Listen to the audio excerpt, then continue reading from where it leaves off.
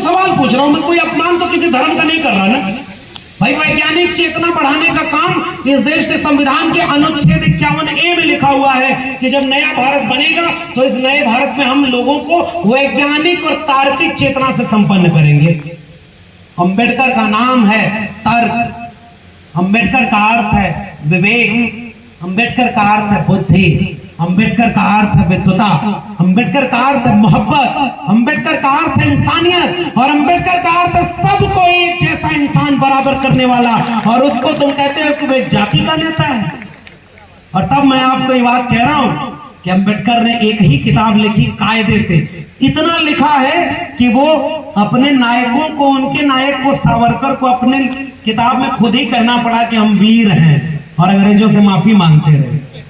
जो अंग्रेजों से माफी मांगते रहे वो वीर हो गए, और हमारे पुरखे सीना तान कर खड़े रहे। उनको कभी इस देश में वीर का तमगा दिया गया क्या? डॉक्टर अंबेडकर को भारत रत्न कब मिला बताइए? 1990 में। भारत का संविधान कब लागू हुआ? 1950 में। 40 साल लग गए इस देश को ये कबूल करने में कि डॉक्टर अंबेडकर भारत रत्न के काबिल हैं। अरे भारत रत्न जब अंबेडकर को मिला तो उससे अंबेडकर का कद नहीं बढ़ा, भारत रत्न का कद बढ़ गया, क्योंकि अंबेडकर इंसानियत के रत्न थे। और इसलिए मैं ये बात कह रहा हूं, 1980 में आकर पहली बार अंबेडकर की किताबें समग्र प्रकाशित हुई थी। 1990 में जाकर 14 अप्रैल को सार्वजनिक छुट्टी मनाई गई, घोषित हुई। 1990 में जाकर अंबेडकर को भारत रत्न मिला। इस देश को तो ये कबूल करने में इतना वक्त लग गया, और तब जाकर के उन्होंने किताब लिखी। वही एक किताब हर घर पहुंचाना हमारी जिम्मेदारी है, एनिहिलेशन ऑफ कास्ट। ये 2 जयंती मना रहे हैं बालाघाट के सभी आयोजकों। ये आनंद जी कहाँ गए? आनंद कुबड़ागढ़ और ये बैठे हुए हैं। मैं इनको एक और जिम्मेदारी दे रहा हूं, अगर आपने फूले साहब और अंबेडकर साहब का नाम लिया है तो 2024 के चुनाव के पहले पूरे बालाघाट और मध्य प्रदेश में घर घर भारत का संविधान और गुलामगिरी पहुंचा दीजिए। आधा काम आपका इस जयंती मनाने से बड़ा हो जाएगा। हम अपनी जाति को श्रेष्ठ मान रहे हैं और जोर से जय भीम भी बोल रहे हैं। किसको धोखा दे रहे हैं भाई? मैं गलत कह रहा हूं तो बताइए भाई। दूसरे की आलोचना अभी कर रहा था तो आपको बड़ा मजा आ रहा था, अब थोड़ा अपनी भी आलोचना सुनिए। हमारी भी आलोचना होनी चाहिए कि नहीं? ओबीसी में अलग अलग जातियां अपनी अपनी बनी रही। ये लोधी है, ये यादव है, ये कुर्मी है, ये कोयरी है, ये कुशवाहा है, ये वो है, हम उससे बड़े, हम उससे बड़े, हम अशोक के वंशज हैं, तो दूसरा कह रहा है हम पेरियार के वंशज हैं, और सब आपस में एक दूसरे को बड़ा करने में होड़ लगा दिया।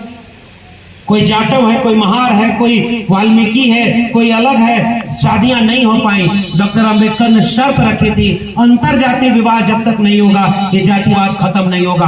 अरे उनका छोड़ो, वो 10% 15% जो लोग मुख से पैदा हुए, भुजाओं से पैदा हुए ना, वो सब एकजुट हैं और हमारे लोगों को आपस में लड़ा रहे हैं, अंतर जाति विवाह नहीं करा रहे। तो हम अंबेडकर को कितना जी रहे, ये सवाल हमें अपने आप से पूछना होगा।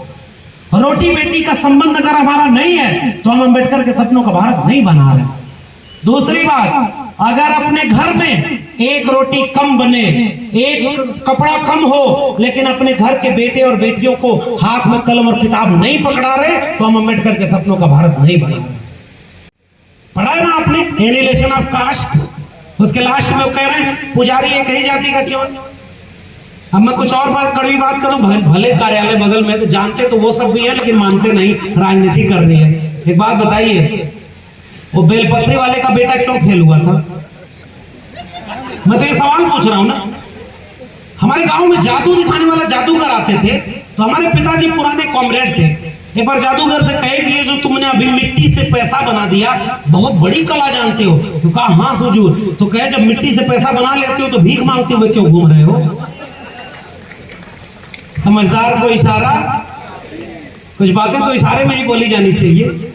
अगर आप महात्मा फूले की समग्र रचनावली पढ़ेंगे तो उसमें एक छोटा सा नाटक है, तृतीय रत्न उसका नाम। इशारे में समझिए हमारे पुरखों ने कितनी बड़ी बातें कह दी। एक आदमी बहुत परेशान था तो किसके पास गया? एक पंडित जी के पास गया। उन्होंने कहा कि मैं बहुत जीवन में कष्ट है। तो पंडित ने कहा लाओ तुम्हारी जन्म पत्री देखता हूं। उन्होंने कहा तुम्हारा शनि ठीक जगह पर नहीं है। तो कहा हुजूर कैसे सही जगह पर आएगा? तो कहे थोड़ा खर्चा होगा, हवन कराना होगा। कहा कितना खर्चा आएगा? तो उन्होंने कहा कि इतना रुपया खर्चा आएगा। वो आदमी कहा कि नहीं सरकार इतना पैसा नहीं है मेरे पास। तो उन्होंने कहा अच्छा चलो 50% डिस्काउंट लगा दिया तुम्हारे लिए, 10,000 नहीं है चलो 5,000 दे दो, मैं हवन करा दूंगा, शनि ठीक जगह पे आ जाएगा, जीवन मुक्त हो जाएगा। उस आदमी ने कहा कि कोरोना में नौकरी चली गई, खूब ताली बजाया था, थाली बजाया था, दीपावली मनाया था, फिर भी कोरोना ने हमारे घर को लूट लिया, बिजनेस चौपट हो गया, मेरी जेब में पैसा नहीं है। उस आदमी ने कहा कि अच्छा 1,000 रुपया दे दो, छोटी वाली हवन करा देता हूँ, शनि ठीक जगह पर आ जाएगा। वो आदमी बोला 1,000 रुपया भी नहीं है। मैं पैसा अपने से बता रहा हूँ, फूले साहब ने पैसा नहीं लिखा था। फिर उस आदमी ने कहा कि अच्छा जाओ 100 रुपए दो दक्षिणा, मैं तुम्हें एक ऐसा मंत्र दे रहा हूं, इसका जाप करते रहना, शनि तुम्हारे ऊपर असर नहीं करेगा। वो आदमी खड़ा हुआ और जेब निकाल करके बोला कि मेरी जेब में एक फूटी कौड़ी नहीं है। वो ब्राह्मण खड़ा होकर नाराज होकर बोला कि जब तेरी जेब में एक फूटी कौड़ी नहीं है तो जा बेटा, शनि तेरा कुछ नहीं बिगाड़ सकता। सारा का सारा खेल धर्म नहीं धंधे का है।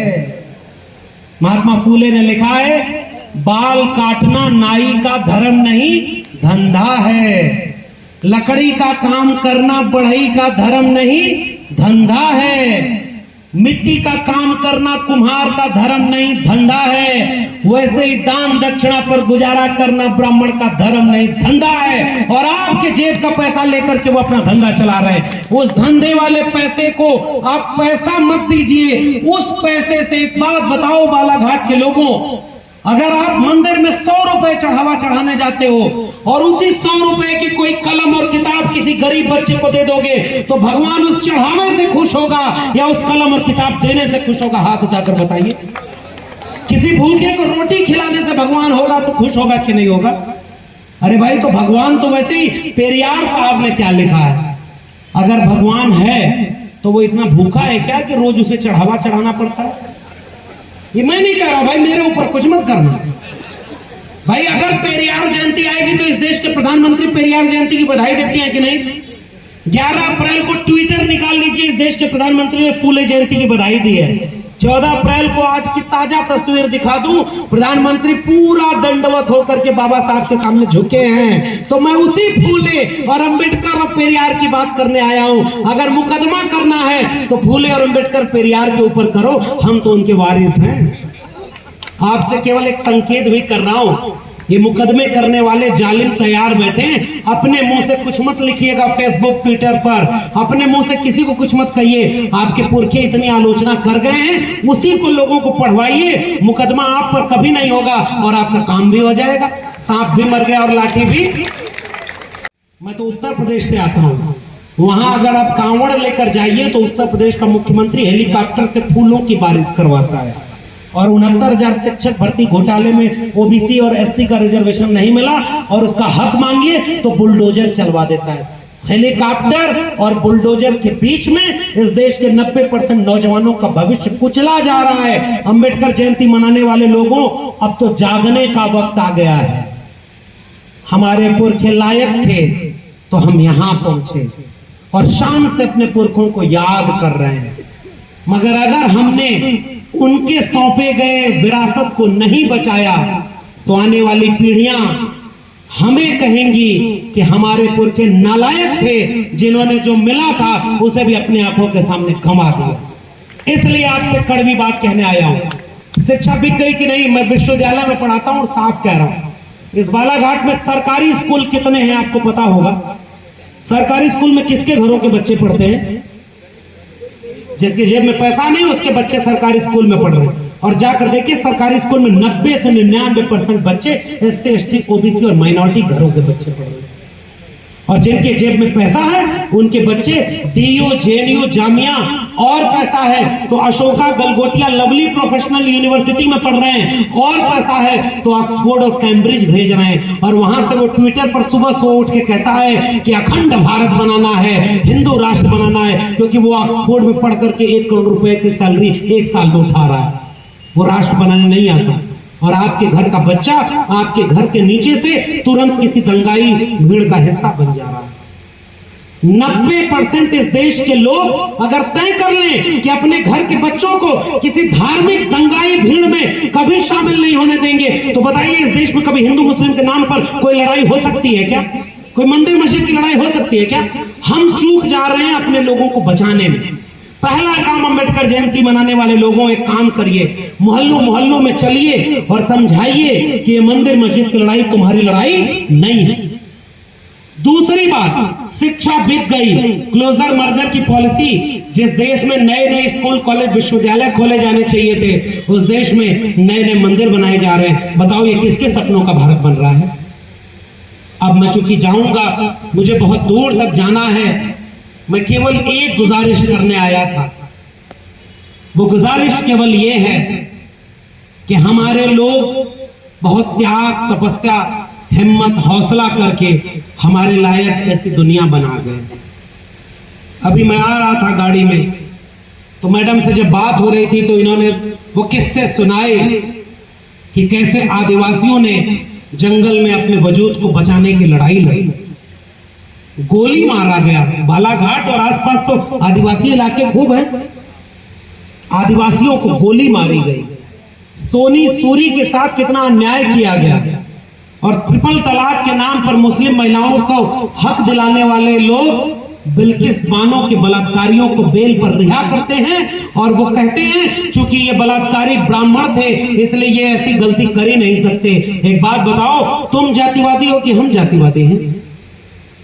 इस देश में राष्ट्रपति बनाने के बाद जाति किसने पूछी थी? प्रेस कॉन्फ्रेंस करके जाति बताई गई कि नहीं? इस देश में कैबिनेट मंत्री बनाया गया तो जाति बताई गई कि नहीं प्रेस कॉन्फ्रेंस करके? इस देश में इस समय एक राष्ट्रपति बनाई गई है तो उनको बताया गया कि नहीं हमने पहली महिला आदिवासी राष्ट्रपति बनाया है? बताया कि नहीं कि हमने इतने सांसद, विधायक, राष्ट्रपति और मंत्री बना दिए? SC ST OBC का सबसे ज्यादा हक तो हम RSS वाले दे रहे हैं। मेरा एक सवाल जाकर के RSS वालों से पूछिएगा, हमें मंत्री, विधायक, सांसद नहीं चाहिए, हमें डॉक्टर, इंजीनियर, वकील, प्रोफेसर और ब्यूरोक्रेट चाहिए जो देश चलाते हैं। मंत्री विधायक तो हम अपने आप चुन लिया करेंगे और आप हमारे मंत्री विधायक देकर के हमारा वोट लेते हैं। जंगल की लकड़ियों को कुल्हाड़ी ने यह समझाया कि तुम हमारा साथ दो, क्योंकि कुल्हाड़ी में जो लकड़ी लगी है वो तो तुम्हारे ही बीच की लगी है। आपके जाति वाले को आपके आगे खड़ा कर दिया जाता है और आपकी जाति का वोट लेकर के वो उसको बेच देता है और फिर मनुस्मृति वालों के साथ खड़ा हो जाता है। आज भी सबसे ज्यादा सांसद, विधायक उन्हीं के हैं जिनके दिल में मनुस्मृति है। ये कौन सा सपनों का भारत बन रहा है? और ओबीसी, जाते जाते थोड़ा कुछ ओबीसी महासभा के लोग आए हुए हैं मध्य प्रदेश में, तो ओबीसी महासभा क्या शानदार काम कर रही है। और मैंने कई आंदोलन हर बीच देखे जिसमें पीले गमछे के साथ नीले रंग के झंडे लहलहा रहे थे और लाखों की भीड़ में इन लोगों ने रैलियां की हैं। मध्य प्रदेश वालों, अगर आप सरकार नहीं बदल पाए तो इन रैलियों से कुछ हासिल नहीं होगा। जो आरक्षित कोटे पर सांसद और विधायक चुने जाने की भीख थी, अगर वो भीख न होती तो आज सबसे ज्यादा वो लोग सांसद और विधायक बने बैठे। आज अगर इस्तीफा दे दो केंद्र की सरकार गिर जाए, लेकिन रीढ़ खत्म हो गई। सब के सब क्या बन गए? चमचे। हाथ किसी और का है और वो चमचे केवल करोड़ों रुपए कमा रहे, अपने बच्चों को कमा रहे और फिर अभी देखिएगा आपका वोट लेने आपके बीच में आ जाएंगे। उत्तर प्रदेश के मुख्यमंत्री भी तो उन्हीं में से एक हैं। और मध्य प्रदेश के मुख्यमंत्री, भाई पता नहीं किसके तुम मामा हो, हमें तो पता नहीं, लेकिन हो तो तुम हमारे लोगों को धोखा देने वाले। क्यों? क्योंकि घोटाला हुआ तो आपने किसका हक मारा? और आज बताओ मध्य प्रदेश में ओबीसी रिजर्वेशन कितना है और आबादी कितनी है? 50% से ज्यादा आबादी है कि नहीं मध्य प्रदेश में ओबीसी की? रिजर्वेशन कितना है? अगर आप 27% आरक्षण मध्य प्रदेश में नहीं ले पाए तो माफ करिए, मैं आपको जागा हुआ नागरिक नहीं मानता। साफ बात यह, अगर आप अपने आरक्षण को बचा नहीं पाए तो माफ करिए, आप अंबेडकर और फूले पेरियार के वारिस कहे जाने योग्य नहीं है। अगर आप सरकारी शिक्षा और सरकारी नौकरी को बिकने से नहीं बचा पाए तो माफ करिए, हमारा जय भीम बोलना हमारे दिल से नहीं निकल रहा है। जाति जनगणना नहीं कराएंगे, क्यों भाई? जाति जनगणना कराने वाले पहले पुरखे हमारे छत्रपति साहू जी महाराज थे। उन्होंने अपने दरबार में जब जनगणना कराई तो देखा कि 75 में से 68 पद पर केवल ब्राह्मण बैठा हुआ है। उच्च पद जो थे दरबार में 50 मध्यवर्गीय पदों में से 50 में से 45 पदों पर केवल ब्राह्मण बैठा हुआ था। साहू जी महाराज ने फिर पता लगवाया कि मेरे राज्य में ब्राह्मणों की आबादी कितनी है, तो पता चला 1.5-2% है। और दरबार में आबादी कितनी है, 99% है। 1902 में छत्रपति साहू जी महाराज ने 50% रिजर्वेशन गैर ब्राह्मण लोगों को दे दिया। बताओ छत्रपति साहू जी महाराज को कितने घरों में पढ़ाने दिया गया हमें? हमारे पुरखों ने तो ये काम किया था। और आज इस देश का प्रधानमंत्री कहते हैं कि मैं ओबीसी मां का बेटा हूं।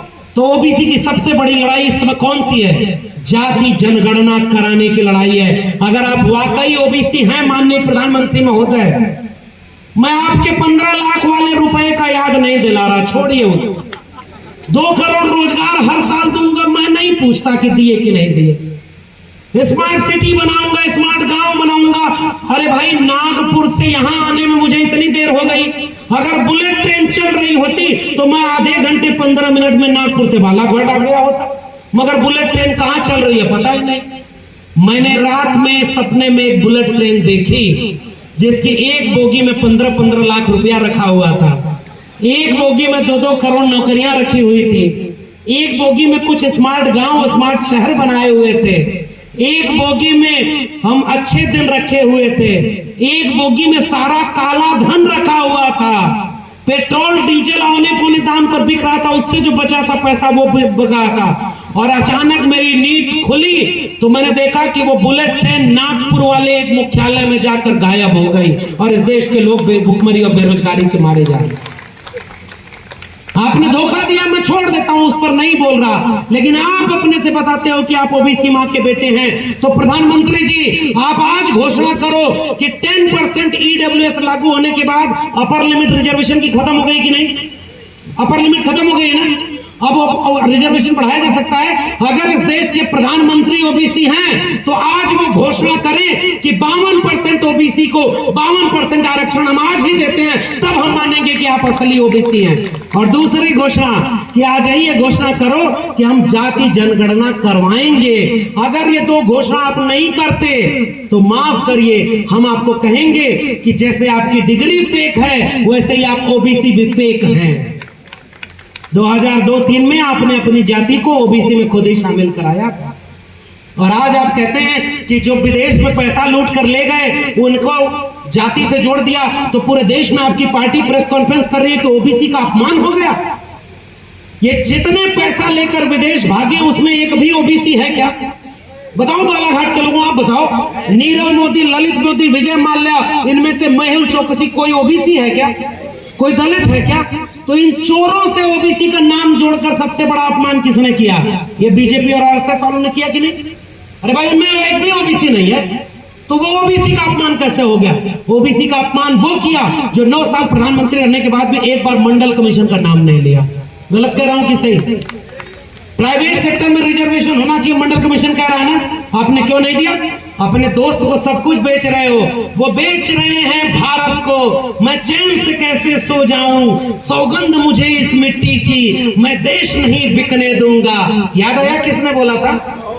याद आया कि नहीं? पहले रेल बेच दिया, बैंक बेच दिया, भेल बेच दिया, सरकारी कंपनी बेच दी, सरकारी शिक्षा बेच दी, और बेचते बेचते अपने दोस्त को दुनिया का दूसरा सबसे अमीर आदमी बना दिया। और खुद वो बोला हुआ है कि हमारा क्या है जी, हम तो फकीर आदमी हैं, झोला लेके चल देंगे, हमारे और आपके बच्चों का क्या होगा साहब? ये सवाल मैं आपके सामने छोड़ कर जा रहा हूं। हम पढ़ लिख लिए, हम हक से बोल लिए, क्योंकि संविधान और मंडल कमीशन बचा हुआ है। अगर चंद महीने और साल हमने ऐसे ही खामोशी से सत्ता उन्हें सौंपे रखे तो आने वाले वक्त में कुछ भी हमारे हाथ में बचेगा नहीं। आज अगर डॉक्टर अंबेडकर होते तो शिक्षा बचाने के लिए आंदोलन कर रहे होते। आज अगर डॉक्टर अंबेडकर होते तो जाति जनगणना के लिए आंदोलन कर रहे होते। आज अगर फूले साहब होते तो खेती किसानी बचाने के लिए आंदोलन कर रहे होते। आज अगर साहू जी होते तो प्रमोशन में रिजर्वेशन के लिए आंदोलन कर रहे होते। आज अगर बिरसा मुंडा होते तो आदिवासियों की जल जंगल जमीन बचाने के लिए आंदोलन कर रहे होते। आज अगर अब्दुल कयूम अंसारी और आसिम बिहारी होते तो पसमानदा को उनका हक दिलाने का आंदोलन कर रहे होते। और हम केवल जयंती मना रहे हैं। मैं भी अपने को शामिल कर रहा हूं, क्योंकि मैं भी आज भाषण देकर के भी चला जाऊंगा, दूसरी जगह भाषण दूंगा। मुझे नहीं पता कि मेरी इस आवाज से कितना असर होगा। आज आप जाएंगे घर जाकर भूल जाएंगे। हो सकता है मैं इतना कुछ बोल रहा हूं, कल को मेरे ऊपर और मुकदमा कर दिया जाए, मेरी नौकरी छीन ली जाए, मुझे जेल में डाल दिया जाए, जैसे प्रोफेसर अनंत तेलतुंबड़े को जेल में डाला था, जैसे गौतम नौलखा को जेल में डाला है, जैसे हमारे दोस्त उमर खालिद को जेल में डाला है, जैसे मेरे प्रोफेसर हैनी बाबी को जेल में डाला हुआ है, वैसे जैसे रोहित वेमुला को मार दिया, जैसे दर्शन सोलंकी की हत्या करवा दी, जैसे पायल तड़वी को मार दिया, जैसे हाथरस में बेटी को पेट्रोल डाल के जलवा दिया, और जैसे आज भी तमाम ओबीसी घरों को अन्याय अत्याचार के बुलडोजर से ढा रहे हैं। मैं जानता हूं कि मेरे ऊपर भी बहुत खतरा है, मगर मैं केवल इसलिए बोल रहा हूं क्योंकि मैं अपने लिए अपनी जिम्मेदारी निभाना चाहता हूं।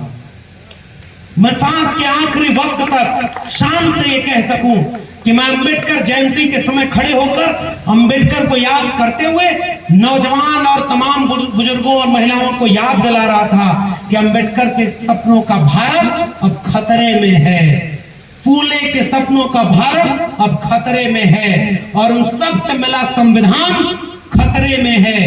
मैं जाऊंगा तो आने वाली पीढ़ियां जब मुझसे पूछेंगी कि तुम्हारी आंखों के सामने ये बर्बादियां हो रही थी, तुम क्या कर रहे थे, तो मैं कहूंगा कि मैं उस बर्बादी के वक्त में जेल मुकदमा और बुलडोजर से नहीं डरा था, और जाकर पूरे देश में लोगों को कह रहा था कि अंगूर के गुच्छे की तरह बिखरिए मत, आइए एकजुट होकर के हम सब इस मुल्क को बिरसा, फुले, अम्बेडकर, पेरियार के सपनों का भारत बनाएं। और अगर हम नहीं बनाते तो माफ करिए, इन जयंतियों के मनाने का कोई फायदा नहीं होगा, और अगर हम बना ले गए तो आने वाली पीढ़ियां नाच से याद करेंगी कि हाँ, हमारे पुरखों में दम था। बहुत बहुत धन्यवाद।